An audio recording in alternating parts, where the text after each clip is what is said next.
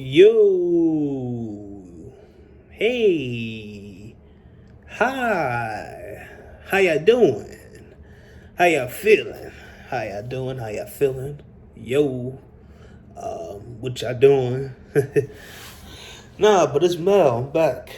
So today's actually good. I'm gonna be dropping some videos, man, and talking to y'all for a minute. These are the videos I kind of like. Instead of going live, I could just talk to y'all, because when I go live, man, y'all be wanting to talk and get off track, and I want to put some content out there for y'all to sit back and watch, and for the new people, y'all can sit back and watch and understand and talk with me and everything like that.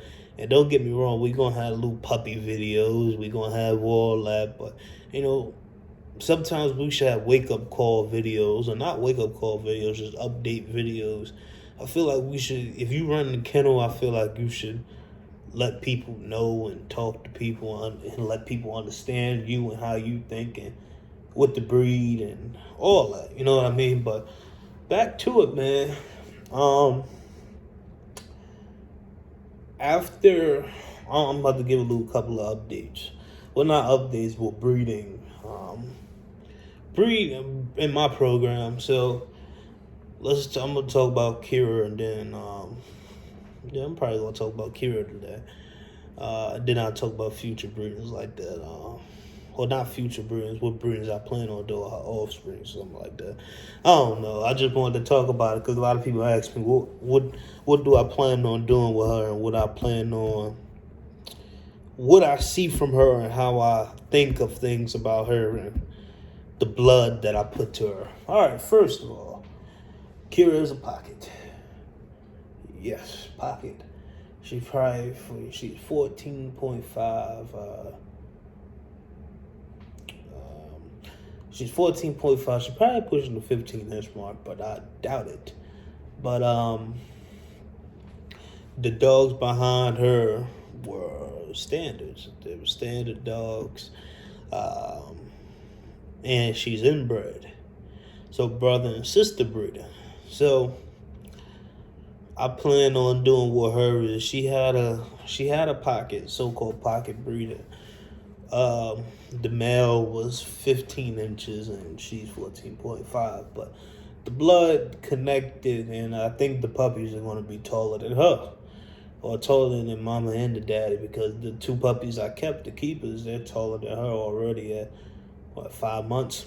They're taller than her. So what I'm gonna do is I plan on taking her to some bigger blood, and what I want to work on with her is getting a stronger rear, a nice muzzle stop, a bigger head, and a better overall conformationally structure. I'm not saying she's a run-down, beat-down dog, but what I'm saying is, things could be better and improve. Now, with her, the blood is already there to produce, so you will call her a tool. Not saying that she's bad or anything like that. You'll put her as a tool / outcross, but I put her as the one of the foundational dogs. Like I said, it goes Sugar, Kira, and when I get more.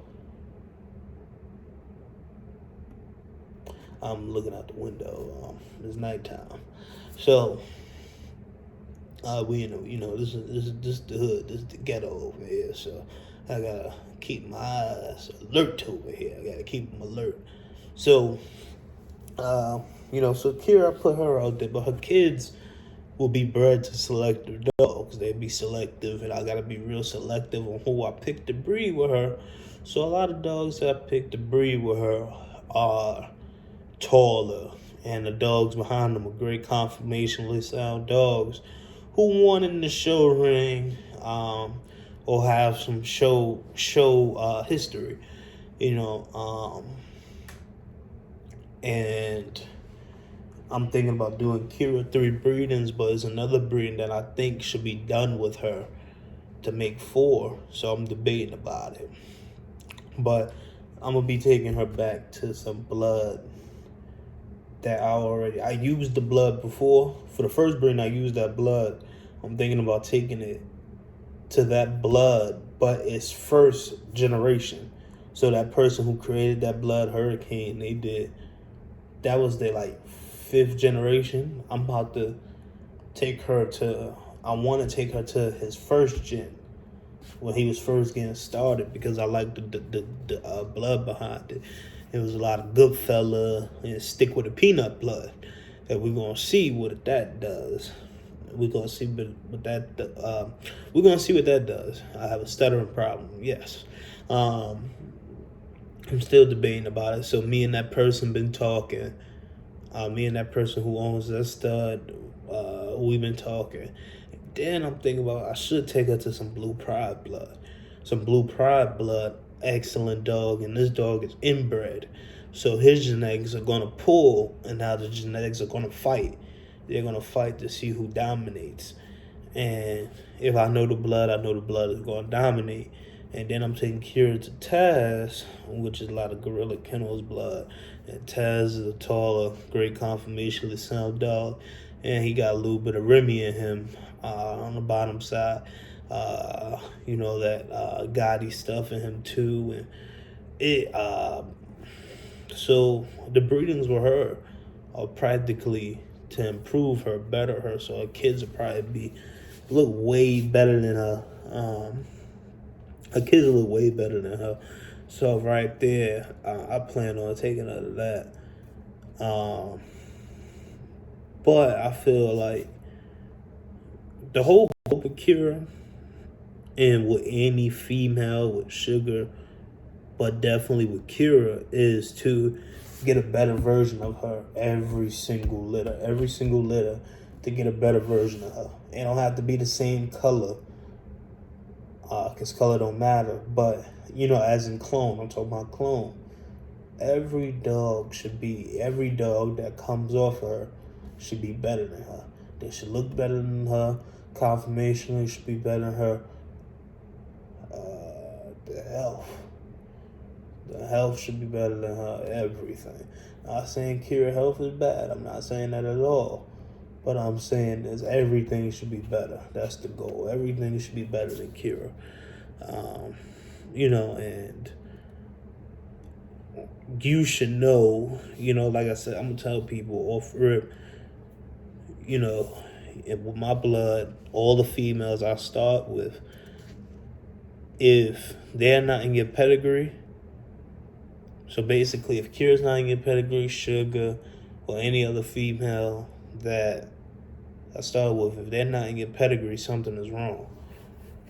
You know what I mean? Not saying, so a lot of people might not get Sugar in their pedigree, but they get Kira. But the whole goal is when you're creating the blood, all the dogs that you buy or you start off with, you want the better version of them in that ped. So let's say Betty breeds with a Sugar son, and then you run that back, to another female you started with or a male. So then that'd be all your blood from top and bottom. So people gotta understand that. So basically, you got foundation and you got outcrossing. Me personally, I feel like you should have, those are all foundational.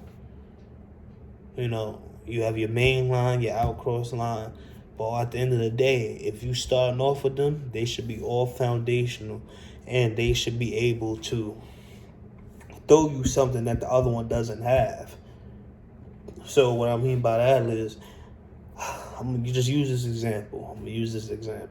If Kira doesn't have straight fronts, but Sugar does, you know what I mean? But Kira has a great rear, you know what I mean? And Sugar, her rear could be better. So that's what I mean by that. They should all, but the end goal is for them to complement each other in a better way. They should all have something unique about them and have something about them.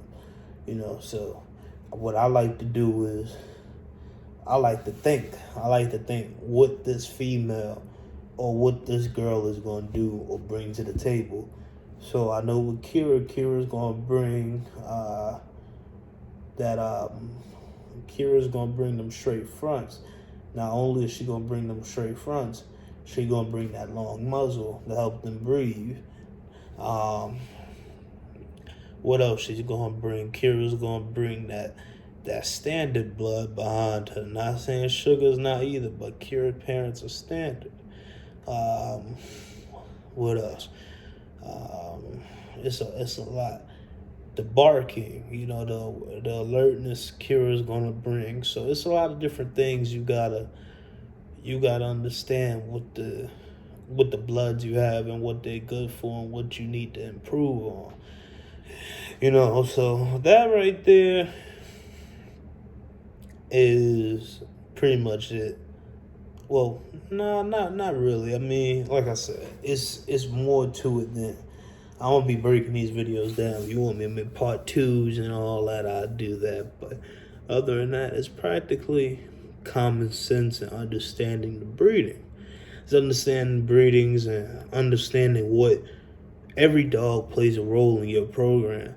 And be honest with you, I know from the Kira stock, the Kira puppies, all of them gonna have to be bred to dogs with the puppies, even though they're gonna come out with great structure, great conformation.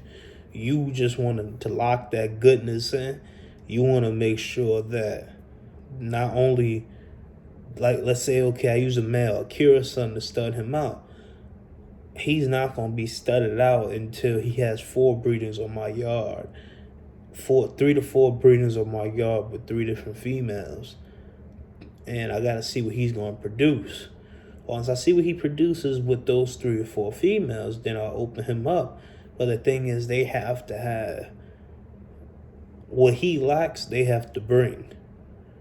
What they lack, he has to bring. What he lacks, they have to bring. What they lack, he has to bring. What he doesn't like, they have to bring. So at the end of the day, so you just gotta understand it. I'm sorry, man. It's late at night. It's real late. I'm trying to get all my thoughts together. I've been wanting to make these videos for the longest. A lot of people have been telling me to try to make these videos. I'm so freshly new in the game, and I understand this, and I'm so hard on myself. I'm really, really hard on myself in this game because I really want to make it work. And I'm in this for the long run. You know what I mean? I'm not here to be no slouch or anything like that. I'm in this thing. You gonna know Mel. You know what I mean? So, once I figure out what he's good for, what he's gonna bring, then I can start him out, what he's gonna produce. And even with Kira daughters, what they're gonna produce and what they're not gonna produce. It's a lot, with this bully game. And let me clear this. I'm gonna say bully community, bully game, bully family. At the end of the day, you gonna have to catch me however I say it. I had to put that out there. Now I'm gonna make a video explaining why I said that, but if you know, you know. If you don't, I'll make a video on it. But with this community of family or game, you gonna produce over 50 dogs, and out of the 50 dogs, you probably gonna come out with a good, I want to say 20, 25, that came out clean and correct. And I'm not saying the rest didn't, but some of them gonna lack something. That's where it comes to a point where you pet home and you put in the right home. Now, if I see this from the beginning, pup with easty, westy, high rear roach back, sway back, overbite, underbite, that dog got to go. He has to go. He or she got to go. It ain't making it. No. You know what I mean? Or if it got a cliff palate, someone's gonna come out. I'm gonna let nature take its course. I ain't gonna try to save it or anything like that. I'm gonna do my best while it's alive. I mean, while it's here, I'm gonna try to save it. I'm gonna make sure it's, latching on the nipple, but I'm not gonna take it to no vet or anything like that because now I'm playing with nature. You know what I mean? The mother knows when something is wrong with her puppies and when it should be here. And trust me, I know. I know this from my personal experience with litter. You know what I mean? But I am out. I appreciate y'all. I appreciate chopping it up with y'all. And more videos are on the way.